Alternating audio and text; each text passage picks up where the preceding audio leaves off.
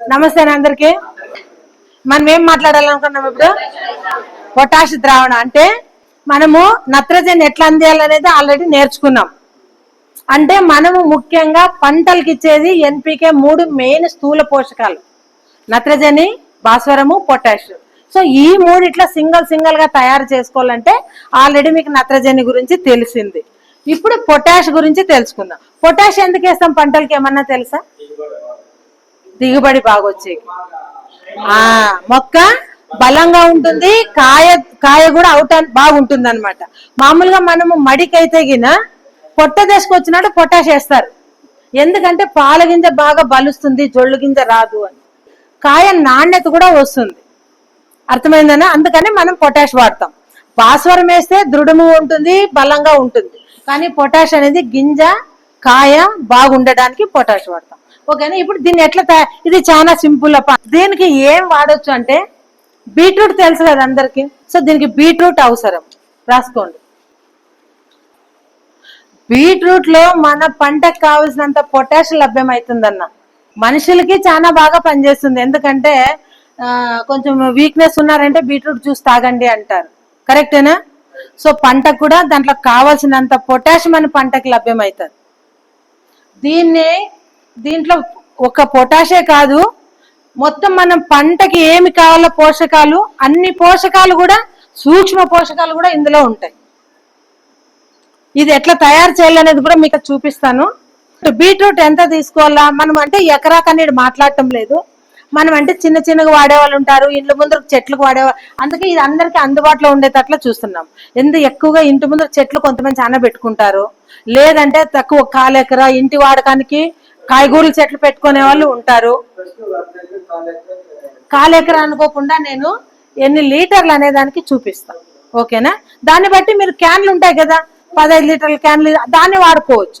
ఓకేనా?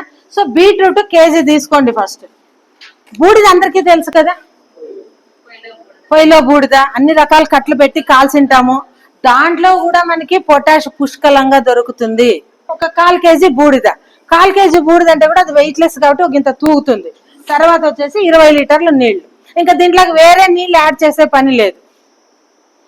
ఎట్లా తయారు చేయాలి? ఇప్పుడు దీంట్లో ఉండే కంటెంట్ ఏమో తక్కువే, తొందరగా మనం తెలుసుకోవచ్చు.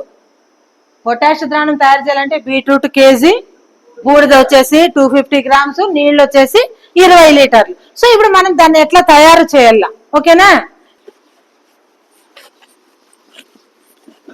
సో బీట్రూట్ ఏం చేయాలంటే చిన్నగా తురుముకోవాలన్నమాట. తోలుతో సహా వేయాలి, తొక్క కూడా వేయాలి. తొక్క పారేసేదిలే. మనం ఇంట్లో అయితే తొక్కంతా తీసేసుకొని జ్యూస్ చేస్తాం. కానీ పంటలకు కాబట్టి మొత్తం కాయ అంతా వాడొచ్చు. మన్ను లేకుండా అంతా కడిగేసి మొత్తం తురిమేసేయండి. చిన్నగా తురిమేసిన తర్వాత బీట్రూట్ ని పక్కన పెట్టుకొని, తర్వాత బూడిద ఉంటుంది కదా, బూడిదలో కొంచెం పుల్ల, రాయి, బొగ్గు లేకుండా జల్లెడు పట్టేసుకోండి. ఒక 1/4 కేజీ బూడిద. ఆ రెండు తీసుకొని 20 లీటర్ల నీళ్ళు ఒక బకెట్ లో వేసేసుకోండి. ఫస్ట్ దాంట్లోకి బూడిద బీట్రూట్ కలిపేసి అది 2 రోజులు మురుగల్లన. ఈ రోజు మనం చేసేసి ఈ రోజు రేపు మర్నాడు వాడాల మనం. సో 2 రోజులు ఇది బాగా నానబెట్టాల. దీన్ని కూడా అంతే, టైట్ పెట్టకూడదు. ఒక క్లాత్ అట్లాది కట్టండి, లేదంటే మూతుంటే లూజ్ గా పెట్టండి. 2 రోజులు పెట్టేసిన తర్వాత దీన్నే మీరు తిప్పే పని ఏం అవసరం లేదు. 2 రోజులు నీడలో పెట్టేసేయండి. 3వ రోజు తర్వాత దీన్ని వడగట్టండి. వడగడితే బాగా నానేసి బురుగు కూడా వచ్చేస్తుంది. అది బాగా బురుగులాగా బాగా పిండేసిన తర్వాత మీరు మొక్కలకి ఇవ్వచ్చు. ఇంకా డైరెక్ట్ అంతే. ఇది బుడాల దగ్గర వేసి జామ చెట్లకి అట్లా దాంట్లోకి వేసి చూడండి, కాయ స్వీట్నెస్ మీకే అర్థమవుతుంది. డ్రిప్కి ఇడ్చుకోవచ్చు. దేనికైనా భూమికి వాడండి, పంటకి స్ప్రే చేయండి. భూమికి ఇస్తే ఇంకా పొటాష్ అనేది మొక్కకు బాగా అందుతుంది. అందుకని వేర్ల దగ్గర టెంకాయ చెట్లు అంటాం కదా, మనం టెంకాయ చెట్టుకి పొటాష్ చాలా అవసరం. టెంకాయ బాగుండాలంటే కింద పొటాష్ అవసరం. అందుకని ఎక్కువ బూడిద వేస్తా అంటారు తెలుసా మీకు? ఇదే చెట్టు టెంకాయ చెట్లు చిన్న మీరు కాయ స్టార్ట్ అయినప్పుడు వేసి చూడండి, చాలా బాగా క్వాలిటీ ఉంటుంది. ఇప్పుడు కేజీ బీట్రూట్ కి 20 లీటర్లు అన్నప్పుడు నువ్వు 5 కేజీలు అంటే 100 లీటర్లు అవుతుంది కదా. 10 క్యాన్లు ఈజీగా అవుతుంది. 15 లీటర్లు అయితే 7 క్యాన్లు అవుతుంది. ఓకే, ఎకరాకు కావచ్చు, అర్ధ ఎకరాకు కావచ్చు. అంటే దీన్ని బట్టి మీరు తయారు చేసుకోవాలని కేజీ ప్రకారం తయారు చేసుకుంటే ఇప్పుడు కేజీకే 20 లీటర్ల నీళ్లు పట్టింది. మీరు బాగా పిండి ఆ తొక్కు కూడా మొక్కల దగ్గరికి వేసేసేయండి బుడాల్లోకి. సాధ్యమైనంత 2 రోజులకి దాంట్లో ఉండేదంతా వచ్చేసి ఉంటుంది నీళ్ళలోకి. కానీ వేస్ట్ చేయకుండా మొక్కలు బుడాలు ఏమి మనం చేసినా పిండిన తర్వాత దాన్ని మొక్కలు బుడాల దగ్గరికి వేసేసేయండి. ప్రతి దానికి, ప్రతి కూరగాయల పంటలకి, ఇప్పుడు మన పొటాష్ అన్నిటికీ వాడతారు కదా, సేమ్ అంతే మన పంటలకి ఎట్లా వాడతామో అట్లా. 3వ రోజు 2 రోజుల ఫుల్ ఉండాల. ఇంకా ఒకటేనా, మీరు మనము ఈ పద్ధతుల్లో వాడాల అన్నప్పుడు మీరు సాయంకాలం మాత్రమే స్ప్రే చేయాలా, అది బాగా గుర్తు పెట్టుకోండి. మీరు ఏదో పగలు చేసి మధ్యాహ్నం చేసి ఫలితం రాలేదంటే కూడా ఏం చేసేకాయల. ఈ ఎండలకు నువ్వు చేసినా కూడా అది మొక్క మీద ఉండదు, ఇమ్మీడియట్ గా ఆవిరైపోతుంది, ఆ రిజల్ట్ అనేది రాదు.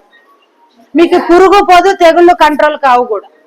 సో ఈ విధంగా ఈ పొటాష్ ద్రావణం తయారు చేసుకుంటే మొక్కలకు పొటాషు అన్ని పండ్ల చెట్లకు వాడచ్చు, అన్ని కూరగాయల చెట్లకు వాడచ్చు, ప్రతి పంటకి వాడచ్చు.